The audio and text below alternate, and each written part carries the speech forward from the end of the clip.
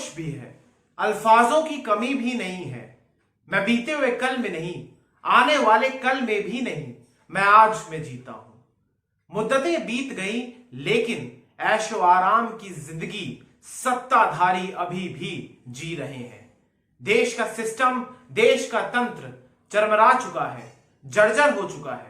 विशेष तौर पर corona virus के आगमन के बाद से ही देश की अर्थव्यवस्था लगातार गड्ढे में जाती जा रही है। लेकिन भोग विलास में डूबे हमारे नेता इस बात की कोई चिंता नहीं रखते हैं। उन्हें इस बात की कोई परवाह भी नहीं है कि जो जनता उन्हें सत्ता के शिखर पर पहुंचाती है, वो जनता किस हालात में है, वो जनता किन परिस्थितियों में अपना जीवन यापन कर रही है।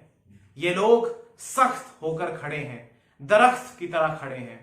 इनकी भोग विलास या इनके जो ऐशो आराम है, ये जिस ऐश्वर्य में रहते हैं, जिस समृद्धि के साथ रहते हैं, वो भारत जैसे देश में जहां पर करोड़ों लोग अभी भी 2 वक्त की रोटी तक नहीं पा रहे हैं, नहीं खा पा रहे हैं, उसका इंतजाम नहीं कर पा रहे हैं, इन लोगों को साफ तौर पर कोई गुरेज नहीं है कि ये इनके बारे में जनता क्या सोचती है, इनके बारे में आप लोग क्या सोचते हैं। इन्हें केवल और केवल अपने ऐशो आराम से, अपने अधिकारों से और किस प्रकार से लोकतंत्र को अपनी परिस्थितियों के अनुसार, अपने अनुकूल इन्हें आपके सामने प्रस्तुत करना है। लोकतंत्र को तोड़ मरोड़ कर आपके सामने रखना है।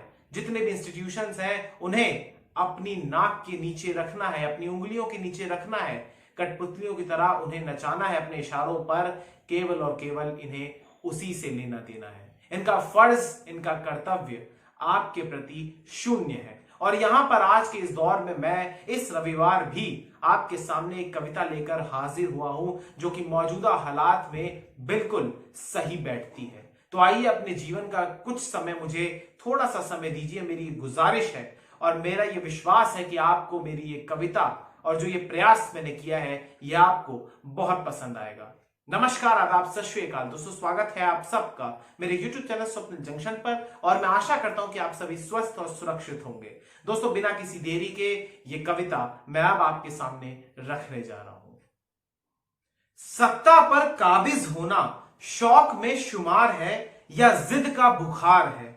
सत्ता पर काबिज होना शौक में शुमार है या जिद का बुखार है, या नियत में सेवा का भाव है। यदि सेवा का भाव है तो फिर क्यों जनता के साथ होता ऐसा बर्ताव है। अर्थव्यवस्था की लगातार नेगेटिव होती रफ्तार है। अर्थव्यवस्था की लगातार नेगेटिव होती रफ्तार है। इस विषय पर मुखमंडल पर मौन बरकरार है। इस विषय पर मुखमंडल पर मौन बरकरार है। पढ़े लिखे बेरोजगारों का लगता अंबार है। पढ़े लिखे बेरोजगारों का लगता अंबार है। ट्विटर पर हैशटैग ट्रेंड कराकर करते इस समस्या का प्रचार है। ट्विटर पर कराकर करते इस समस्या का प्रचार है। कोरोना का खौफ है तो आशंका का साया भी है। कहीं विकास के नाम की मात्र छाया है तो कहीं उसके गायब होने की माया भी है। व्यक्ति और पार्टी विशेष की भक्ति में लीन है लोकतंत्र का चौथा स्तंभ। व्यक्ति और पार्टी विशेष की भक्ति में लीन है लोकतंत्र का चौथा स्तंभ।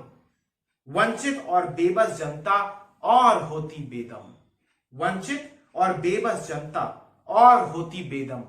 आज भ्रमित करने वालों की भरमार है। आज भ्रमित करने वालों की भरमार है। व्यापक जानकारी देने और जागरूकता फैलाने की दरकार है। व्यापक जानकारी देने और जागरूकता फैलाने की दरकार है। तरबियत में खोट है इनकी, मेहनत नहीं किस्मत पर निर्भर है। तरबियत में खोट है इनकी, मेहनत नहीं किस्मत पर निर्भर है। योजना नहीं, नेतृत्व भी नहीं, ढांचा भी नहीं, बस चिल्लाते आत्मनिर्भर है। योजना नहीं, नेतृत्व भी नहीं, ढांचा भी नहीं, बस चिल्लाते आत्मनिर्भर है। सपनों की चकाचौंध से हकीकत के अंधेरे को छिपाते हैं। सपनों की चकाचौंध से हकीकत के अंधेरे को छिपाते हैं। प्रेस कॉन्फ्रेंस में नौकरशाहों को भेजकर जवाबदेही के नाम पर हमें छकाते हैं। प्रेस वार्ता में, प्रेस कॉन्फ्रेंस में नौकरशाहों को भेजकर जवाबदेही के नाम पर हमें छकाते हैं। ये लोग आज भी अपनी भोग विलास में व्यस्त हैं। ये लोग आज भी फजीहत होने के बाद भी लगातार इनके भीतर, इनके व्यवहार में कोई परिवर्तन नहीं आ रहा है। तो आखिर ये लोकतंत्र किसी नाम का ही लोकतंत्र है? क्या हमारे दिग्गजों ने, क्या हमारे देश के महापुरुषों ने जिस संविधान की रचना करी, जिसमें जनता को सर्वोच्च स्थान दिया, क्या उस जनता की जो दुर्गति हुई है, जो आज उस जनता की दुर्दशा है, क्या उसकी जिम्मेदार हमारी सरकार नहीं तो फिर कौन है? और इसको ठीक करने का जिम्मा भी, इसकी जिम्मेदारी भी मौजूदा सरकार के पास ही है, उन्हीं के ऊपर भी है। वो इससे बच नहीं सकते।